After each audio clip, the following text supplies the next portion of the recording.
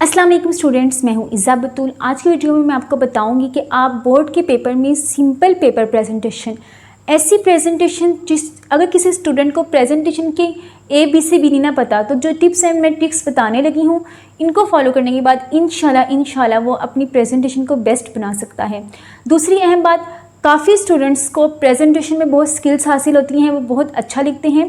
वो मुझसे पूछ रहे थे कि आप ही क्या हमें बोर्ड के पेपर में सिंपल हैंड राइटिंग यूज़ करनी चाहिए कि कर्सिव हैंड राइटिंग यूज़ करनी चाहिए। तो इस हवाले से मैं आपको डिस्कस करूँगी। बहुत इंपॉर्टेंट मैं बात आपको बताऊँगी जो मिस्टेक्स आपने बोर्ड के एग्जाम्स में नहीं करनी। तो सबसे पहले मैं आपको कुछ टिप्स एंड ट्रिक्स बताती हूँ प्रेजेंटेशन को बेहतर बनाने की और बोर्ड के एग्जाम्स में आपने किस तरह की प्रेजेंटेशन करनी है। प्यारे बच्चों, काफ़ी स्टूडेंट्स मार्जिन लाइंस के बहुत ज़्यादा खिलाफ होते हैं। वो कहते हैं कि इससे टाइम वेस्ट होता है। आप लोग मार्जिन लाइंस के लिए सिंपल डबल कटेड मार्कर यूज़ करें।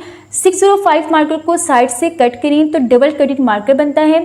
इससे आप लोग पेपर स्टार्ट होने से पहले मार्जिन लाइंस लगाएंगे तो आपका टाइम वेस्ट नहीं होगा, क्योंकि बोर्ड आंसर शीट वो आप लोगों को पहले दे देते हैं और बाद में आपको क्वेश्चन पेपर मिलता है। यानी कि आप लोग मार्जिन लाइंस इजीली लगा सकते हैं। मार्जिन लाइंस का आप कोई इशू नहीं होगा। दूसरी बात, पेन यूज़ करना है कि बॉल पेन यूज़ करनी है। काफ़ी बच्चे कह रहे थे कि कॉलेज लेवल में यानी कि इंटर में हम लोग पेन नहीं कर सकते, हम बॉल पेन यूज़ करेंगे। आप लोग किसी भी लेवल पे पेन भी यूज़ कर सकते हैं और बॉल पेन्स भी यूज़ कर सकते हैं और पॉइंटर भी यूज़ कर सकते हैं। काफ़ी स्टूडेंट्स का इशू था कि पेन से इंक फैलती है और जो पेज होता है वो रफ़ हो जाता है और पीछे सारा पेंट हो जाता है। आप लोग अच्छी क्वालिटी का और अच्छा पेन यूज़ करें, कभी भी ये मिस्टेक नहीं होगी। मैंने अपने सारे बोर्ड एग्जाम्स में मैं अपनी हमेशा एग्जाम्पल देती हूँ, क्योंकि मैंने कभी बॉल पेन यूज़ नहीं की थी। मुझसे बॉल पेन से लिखा ही नहीं जाता था। अभी मेरे हाथ में अगर आपको बॉल पेन नज़र आ रही है तो उसकी रीज़न ये है कि मैंने अब बॉल पेन से लिखना स्टार्ट किया है। कॉलेज लेवल तक मुझे बॉल पेन के बारे में कुछ भी नहीं पता था। मेरी इससे राइटिंग बहुत गंदी होती थी। आपकी राइटिंग अगर बॉल पेन से अच्छी है आप बॉल पेन यूज़ करें, पेन से अच्छी है पेन यूज़ करें, पॉइंटर से अच्छी है पॉइंटर यूज़ करें। यानी कि जिससे आपको बेस्ट लिखना आता है आप वो यूज़ करें। मेरी एक फ्रेंड थी जिसकी राइटिंग जेल पॉइंटर से बहुत अच्छी थी और एक ऐसी फ्रेंड थी जिसको जेल पॉइंटर बिल्कुल भी यूज़ नहीं करना आता था। यानी कि आपको जो आसान लगता है आप लोग वो यूज़ करेंगे। दूसरी बात, अब आपने कट मार्कर यूज़ करना है या नहीं करना। कुछ स्टूडेंट्स एग्ज़ाम से पहले इतने ज़्यादा परेशान होते हैं कि वो एक दिन पहले कोई भी यूट्यूब पे वीडियो देखते हैं प्रेजेंटेशन की और सेम वही चीज़ एग्ज़ाम्स में जाकर कॉपी करना चाहते हैं, जिसकी वजह से उनका पेपर भी रह जाता है। और मेरी ही वीडियोज़ के नीचे आके वो कमेंट कर रहे होते हैं कि आप लोग स्टूडेंट्स का आप जो पेपर प्रेजेंटेशन बता रही हैं इससे स्टूडेंट्स का टाइम वेस्ट होगा और वो ऐसी प्रेजेंटेशन नहीं कर पाएंगे। प्यारे बच्चों, मैंने ये वीडियोस आपके एग्ज़ाम से 6-7 महीने पहले इसीलिए अपलोड की है कि आप लोग इस चीज़ की प्रैक्टिस करें। मैं खुद ऐसी प्रेजेंटेशन नहीं कर सकती जब तक मैं इसकी प्रैक्टिस ना करूं। मैंने प्रैक्टिस की थी इसलिए मैं इस तरह की प्रेजेंटेशन कर सकती हूँ। आप लोगों ने कभी भी बोर्ड के पेपर में एक दिन पहले कोई भी प्रेजेंटेशन जाके फ़ौरन वो कॉपी नहीं करनी, पहले उस चीज़ की प्रैक्टिस करनी है। मैं उस प्रेजेंटेशन की बात कर रही हूँ जो कट मार्कर से हो, यानी कि आपको कट मार्कर पहले ही यूज़ करना आता हो। अगर बोर्ड के पेपर में कट मार्कर नहीं यूज़ करना आ रहा ना तो कोई बात नहीं, आप लोग सिंपल मार्कर से लिखें। ये कहीं नहीं लिखा कि जो स्टूडेंट्स कट मार्कर से लिखेंगे उनको ज़्यादा मार्क्स मिलेंगे। सबसे अहम बात, सिंपल राइटिंग और कर्सिव हैंड राइटिंग के बारे में मैं आपको बताती हूँ। देखिए, जो इलेक्टिव सब्जेक्ट्स है ना उसमें प्रेजेंटेशन इतनी मैटर नहीं करती जितनी प्रेजेंटेशन दूसरे सब्जेक्ट्स जैसे इंग्लिश है, उर्दू है, इस्लामियत है, पाक स्टडी है उसमें मैटर करती है। उर्दू में तो होता ही है, वो आपके वर्ड टू वर्ड नहीं पढ़ते, वो देखते हैं कि आप लोगों ने तशरीह करने का तरीका, लिखने का तरीका, उर्दू राइटिंग कैसी है, वो उस बेस पे आपको मार्क्स देते हैं। जबकि इलेक्टिव सब्जेक्ट्स में आप जितनी भी अच्छी हैंड राइटिंग कर लें, अगर आपने गलत लिखा है तो वो आपका गलत ही करेंगे। आप लोगों ने इलेक्टिव सब्जेक्ट्स में कोशिश करनी है कि नीट एंड क्लीन लिखा हो और मटेरियल सही लिखा हो। जो आपने लिखा है वो एक्यूरेट और सही होना चाहिए। अब बात करते हैं सिंपल और कर्सिव हैंड राइटिंग की। मैं आपको कुछ इंपॉर्टेंट एग्जांपल्स भी दूंगी। मैंने जो पेपर प्रेजेंटेशन बोर्ड के पेपर में की थी वो आपको नज़र आ रही है। मैंने ऐसी प्रेजेंटेशन फर्स्ट ईयर और सेकंड ईयर में की थी। दूसरी तरफ जो प्रेजेंटेशन मैंने 9-10 में की थी वो भी आपको स्क्रीन पर नज़र आ रही होगी। यानी कि 9-10 तक मुझे कट मार्कर का नहीं पता था, ना ही यूज़ करना आता था। मैंने कॉलेज लेवल में सीखा और बोर्ड में वो चीज़ अप्लाई की। इसी तरह मेरी एक दोस्त थी, मेरी एक फ्रेंड थी जो मुझसे जूनियर थी। उसने मुझसे राइटिंग सीख के बोर्ड के पेपर में इस्तेमाल की।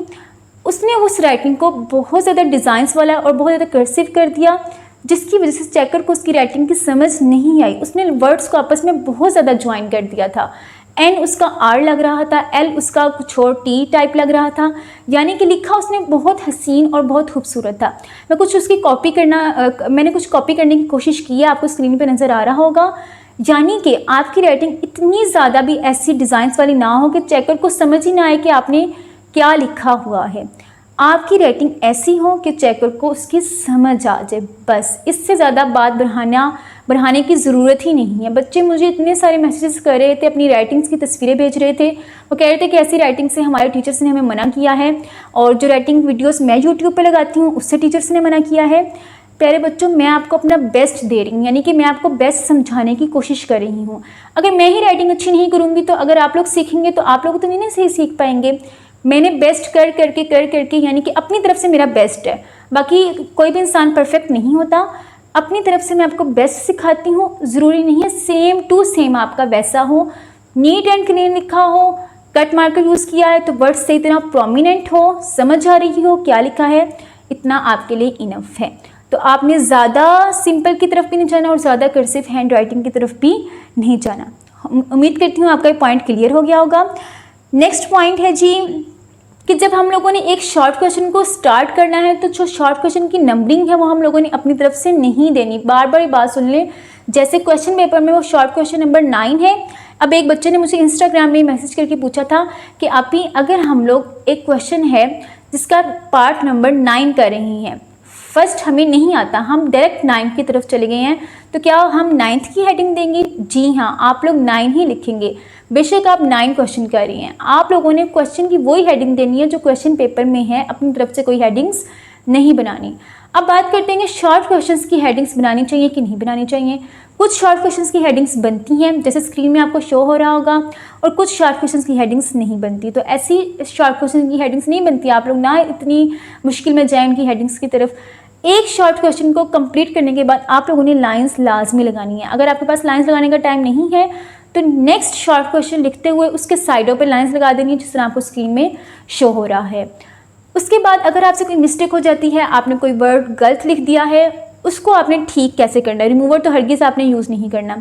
उसके गिर्द आपने ब्रैकेट लगानी है और ऊपर छोटा सा क्रॉस लगाना है, छोटा सा लगाना है। ये ना हो इतना बड़ा आपने कांटा लगाया हो तो वो चेकर को दूर से ही नज़र आ जाए, वो आपके मार्क्स कम कर ले। डायग्राम्स आप लोगों ने मार्कर या पॉइंटर से बनानी है। डायग्राम का मतलब ये नहीं कि सारी डायग्राम हम मार्कर से बना के आ रहे हो, सारी खिचड़ी से बनी हो, या सारी डायग्राम आप सिंपल पेन से बना रही हो, समझ ही ना आ रही हो, लेबलिंग ना सही की हो। डायग्राम में आप दोनों चीज़ें यूज़ कर सकते हैं और खूबसूरती से नीट एंड क्लीन बनाई हो।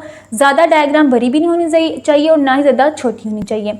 लॉन्ग क्वेश्चंस में आपने ज़्यादा हेडिंग्स भी नहीं बना देनी कि हेडिंग्स आपको ज़्यादा नज़र आए और जो अंदर मटेरियल है वो कम नज़र आए। ये बच्चे कहाँ चालाकी करते हैं, पाक स्टडी में मैं खुद इस तरह की चालाकियाँ करती थी। पाक स्टडी में ज़्यादा हेडिंग्स बनाना और मटेरियल अंदर मेरा कुछ होता ही नहीं था, तो हमारे मार्क्स कम हो जाते थे। आप लोगों ने हेडिंग्स ज़्यादा भी नहीं बनानी और बिल्कुल कम भी नहीं बनानी, प्रॉपर पॉइंट्स बनाने हैं। इलेक्टिव सब्जेक्ट्स में, साइंस सब्जेक्ट्स में, केमिस्ट्री, फिजिक्स और बायो में जो पॉइंट्स होते हैं ना वो ज़्यादा खूबसूरत लगते हैं। उसके बाद न्यूमेरिकल में आप लोगों ने ज़्यादा स्पेस भी नहीं देनी, आपको सारी प्रेजेंटेशन साथ साथ मैं दिखा भी रही हूँ, और कम स्पेस भी नहीं देनी।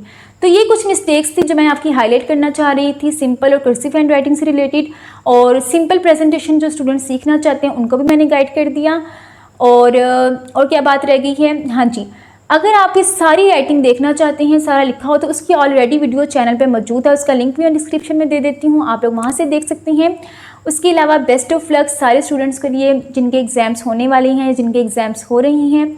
और नेक्स्ट वीडियो किस टॉपिक पर होनी चाहिए मुझे ज़रूर बताएं। अपना ढेर सारा ख्याल रखें, दुआओं में याद रखें। अल्लाह हाफिज़।